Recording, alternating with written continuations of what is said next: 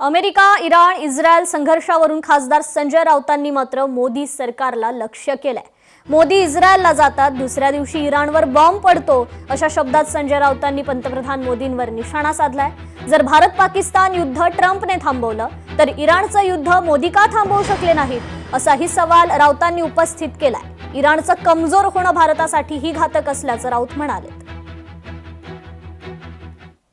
जर भारत पाकिस्तान युद्ध हे ट्रम्पने थांबवलं असं ते म्हणतात वारंवार, तर इराणला वाचवण्याची जबाबदारी ही मोदी यांची होती।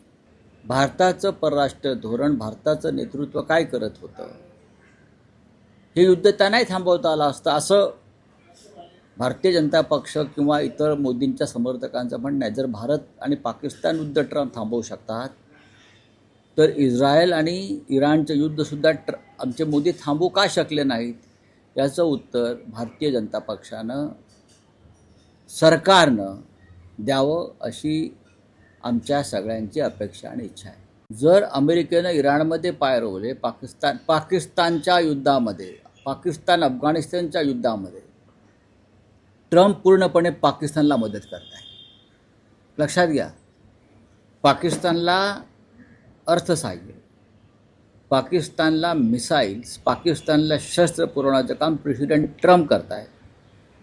आणि प्रेसिडेंट ट्रम्पनी पाकिस्तान आणि अफगाणिस्तानच्या युद्धामध्ये 2 दिवसापूर्वी पाकिस्तानचे पंतप्रधान आणि पाकिस्तानच्या जनरलच्या शौर्याचं कौतुक केलेलं आहे। ह्याच्यावर सुद्धा भारताच्या परराष्ट्र खात्याकडून साधं निषेधाचं शब्द बाहेर पडला नाही। इराणचं कमजोर होणं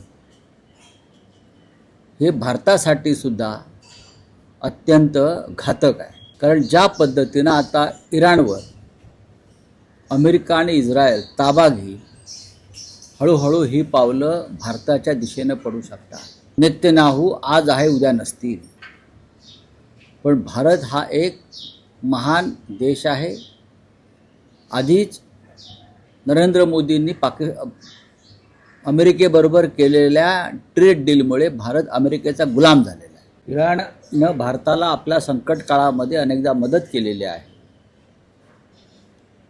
काश्मीरच्या प्रश्नावर खुलेपणानं भारताच्या बाजूने उभा राहिलेला देश म्हणजे इराण।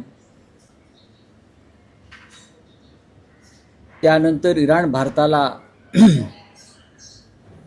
अत्यंत स्वस्त दरामध्ये तेल देत होता। इराणनं भारताशी कायम मित्रत्वाचं नातं ठेवलं। अशा इराणच्या संदर्भात, या युद्धासंदर्भात भारतानं एक भूमिका घेणं आवश्यक होतं।